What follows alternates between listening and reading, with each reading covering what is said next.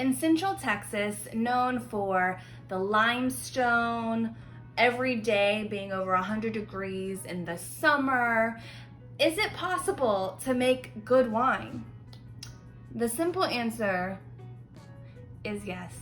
Yes, it is. I'm so excited to share this super incredible day with y'all. We had the most unforgettable time at Doug and Debbie's vineyard. They have about 11 rows of various varietals, and every year harvest kind of just creeps up on us. So I've been helping Doug and Debbie since 2015. They've had the vineyard obviously longer than that, but it's just been such a fun thing to look forward to every year because harvest is when we have the most people come and help out. Now, this year's temperatures have been relentless to where the grapes are starting to get baked in the sun. So on this first day of harvest, we decided to do all of the whites. So that was the Roussanne,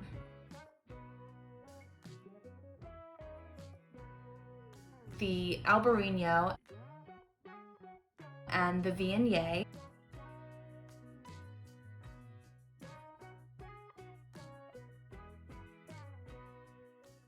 And 3 of the reds, Malbec, Graciano,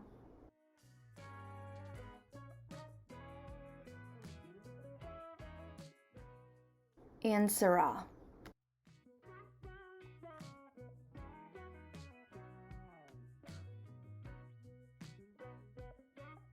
Bright and early, we gathered with about 25 of close friends and family. Doug always starts the morning with one, breakfast. So we had breakfast tacos, banana muffins, coffee, great start to the day. A lot of tired folks. And he always gives us a good talking to share, what we're doing that day, how we're gonna do it, safety tips and tricks. A lot of the common tips are if you are using your clippers across 2 different rows, make sure you spray with like Lysol to not carry any potential diseases across the different varietals and rows. Always look before you clip. Fingers, it's hard to see sometimes when you're in a cluster of grapes. Then it's time to collect our materials. Everyone gets a towel, a pair of secateurs or clippers, and a pouch. With our clippers in our hands, we set out to harvest the grapes that had been soaking up the Texas sun all season long. Doug, are you ready? I'm ready. Well, actually I'm not ready. Just I have to bring all of my equipment down. Doug keeps the fort up the hill, and Bill, our taskmaster, leads the way into the actual vines. We start by taking off all of the nets. So remember all that netting that I showed videos of? Now we get to undo all of that hard work so we can harvest.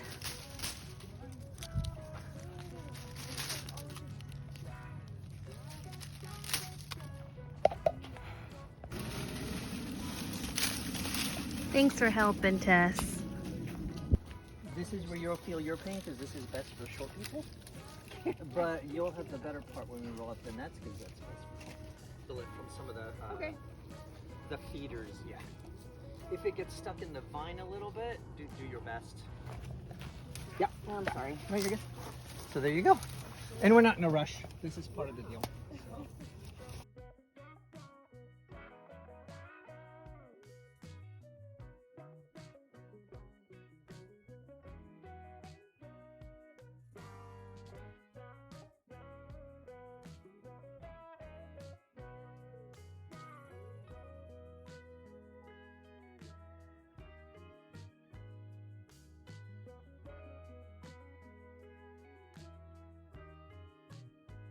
So you can see it's looking good.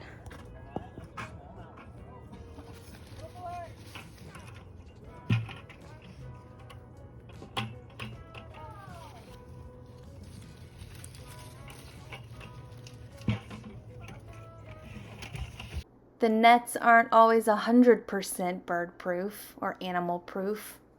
And here you can see the sun damage just drying them up.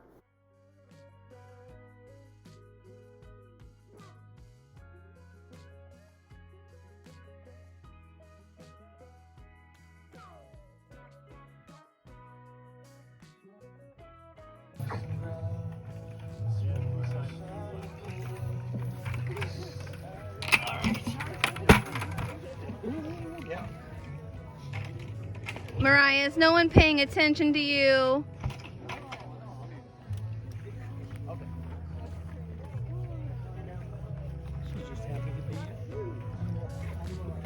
Aww.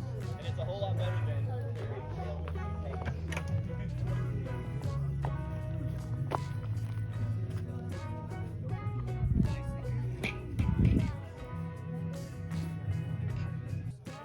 And she's like, no, pet me more.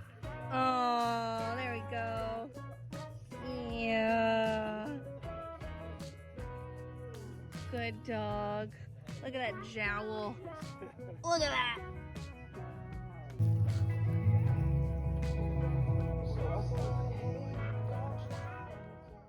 Once buckets are filled with grapes, we carry them up the hill so they can be sorted.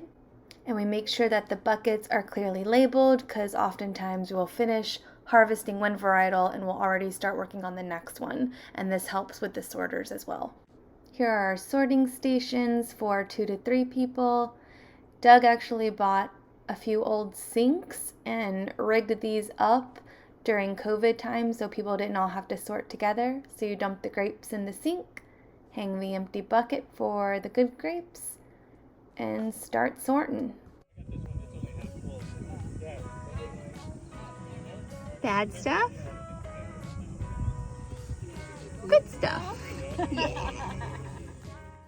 The logic behind sorting the grapes is that you want to get rid of the dried out crunchy ones and the tiny little ones that haven't really ripened yet. So you know when you go to the store and buy a bunch of grapes, if there's just little sour ones, you kind of want to take those out if you can and keep the lush ripe ones.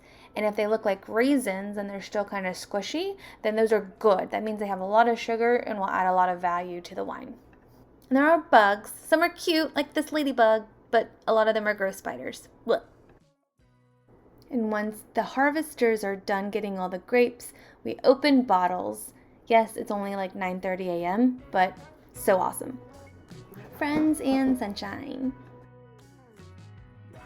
Once the grapes are sorted, Doug then weighs and crushes them in this crusher.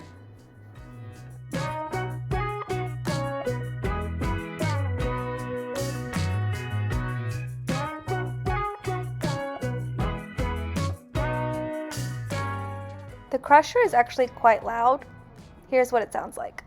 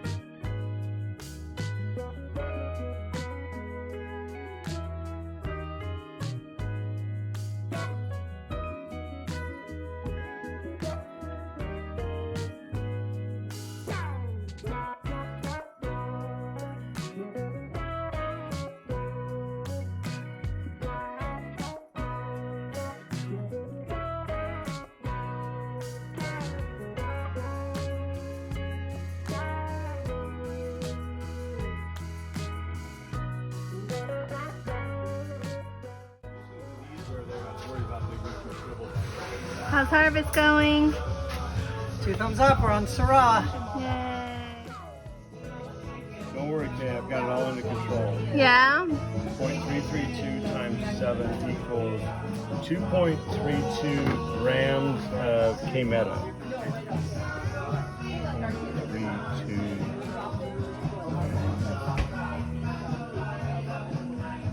32 per 70 pounds. Got that? Is this the A roll or the B roll? We'll find out. See what I qualify for. America.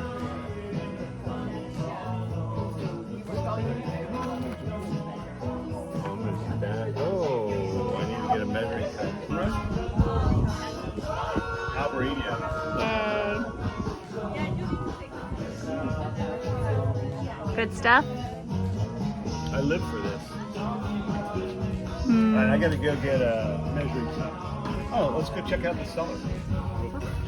All of the whites were carried into the cellar, where it is a very cool 59 degrees in there. And usually we press the whites the same day that we harvest them, but Doug was like, nah, let's just press them in a day or two.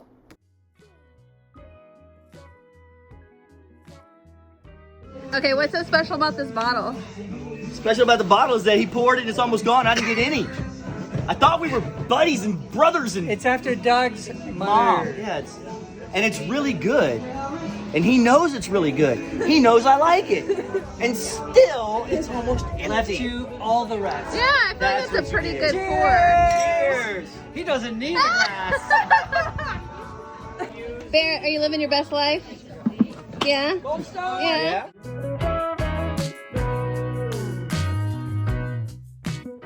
Here you can see the Gracianos looking very plump and lush and delicious. But of course they had some dried out areas as well where the sun just really hit them.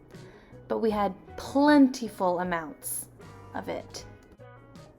Once harvesting is done and most of the sorting, it was time for lunch. Debbie had made cheese enchiladas, beef enchiladas, beans, Mexican street corn. Y'all, this Mexican street corn, I would die for it.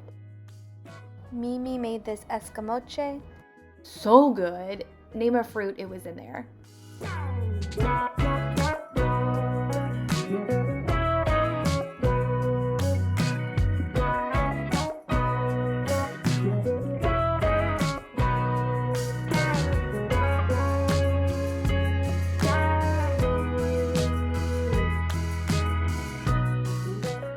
All the debris from the crusher and the discarded grapes from the sort then go into the burn pile. Then it is cleanup time and we wash out all the buckets, we wash the crusher, we get rid of everything that we don't need anymore. People have time to chill and relax. Here are all the buckets that we used. We tearing down? I am. Yay! Key components. What is it? Those are the bolts you take off. This is the one you use to take it off Ah. counterclockwise.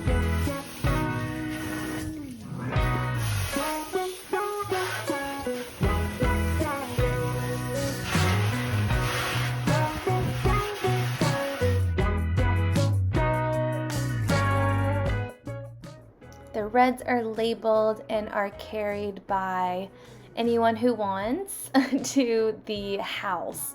So the whites go in the vineyard, the reds go up in the house. And they will stay there for a bit longer, and Doug usually punches them maybe 3 times a day. And here are our totals. We harvested 2,183 pounds of grapes. That is so much wine. Very awesome.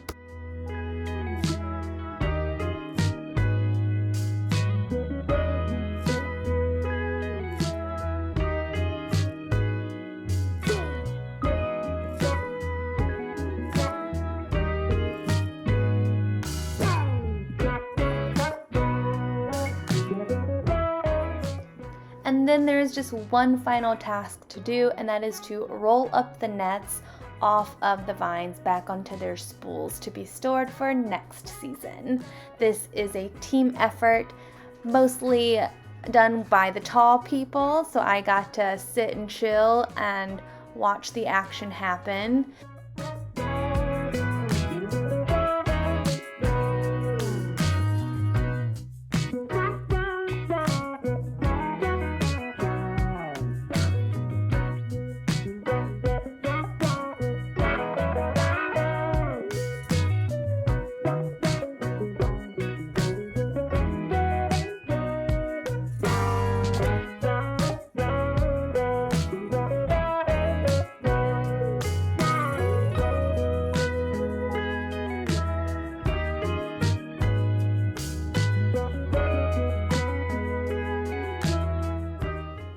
And after many hours in the hot sun and chilling with our friends and a very productive day. I just hang out with the dogs after having drank a lot of wine. And until the next harvest, I'll see you again from Vine to Vino at Kay's Tiny House Adventures, the build site. And I'll see y'all next time. Bye.